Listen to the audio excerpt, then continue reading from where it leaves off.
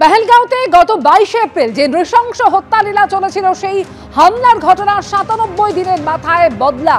দুই হামলাকারী জঙ্গির মৃত্যু হলো। সংসদে অপারেশন সিঁদুর নিয়ে আলোচনার দিনই কাশ্মীরে হলো এই অপারেশন মহাদেব এবং শ্রীনগরের হারওয়ানে ভারতীয় সেনার তরফ থেকে অপারেশন মহাদেব, যেখানে 3 জঙ্গির মৃত্যু হয়েছে, যার মধ্যে 2 জঙ্গি রয়েছে যারা পেহেলগাঁও হামলায় সরাসরি জড়িত। সন্দীপ সরকার প্রতিনিধি রয়েছেন এই মুহূর্তে টেলিফোন লাইনে।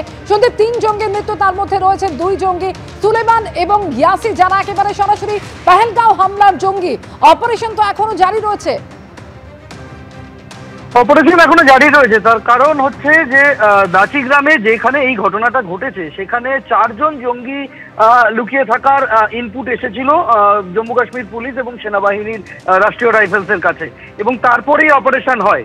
3 জঙ্গি মারা যাবার খবর এখনো পর্যন্ত নিশ্চিত করা হয়েছে ভারতীয় সেনাবাহিনীর তরফে, কিন্তু 4র্থ জন কোথায় গেলেন সেই 4র্থ জনের খোঁজে অপারেশন কিন্তু এখনো পর্যন্ত জারি রয়েছে, অন্তত সেনা সূত্রে সেরকমটাই জানা যাচ্ছে।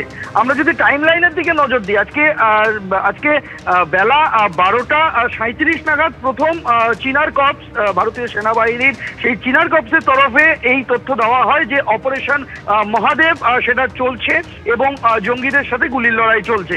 তারপর বেলা 1:30 নাগাদ 3 জঙ্গি মারা যাওয়ার খবর আসে এবং তার কিছুক্ষণ পরেই খবর আসে যে এই 3 জনের মধ্যে 2 জঙ্গি যাদের মৃত্যু হয়েছে তাদের মধ্যে একজন সুলেমান, আরেকজন হচ্ছে ইয়াসির, এবং 3য় জনের নাম জানা যায় যে আবু হামজা।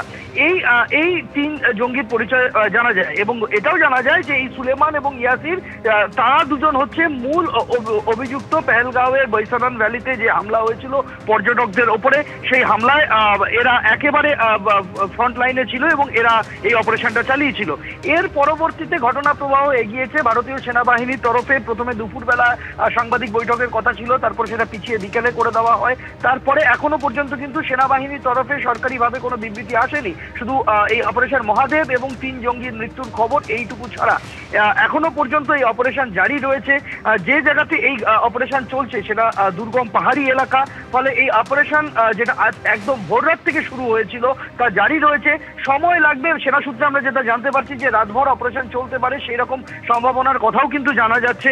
তবে এখনো পর্যন্ত যে আপডেট এখনো পাওয়া গিয়েছে তাতে যে 3 জঙ্গি মারা গিয়েছে তাদের মধ্যে 2 জন পাকিস্তানি, এবং এই 2 জনের কাছ থেকে প্রচুর পরিমাণ আগ্নেয়াস্ত্র পাওয়া গিয়েছে, AK-47 রাইফেল পাওয়া গিয়েছে, কার্বাইন পাওয়া গিয়েছে, গ্রেনেড পাওয়া গিয়েছে, বেশ কিছু নথি পাওয়া গিয়েছে, এবং এদের সঙ্গে আরো যে 4র্থ জঙ্গি ছিল তার খোঁজ চলছে। অপারেশন মহাদেব জারি রয়েছে, সেনা সূত্রে সেরকমটাই জানা যাচ্ছে কাশ্মীর থেকে।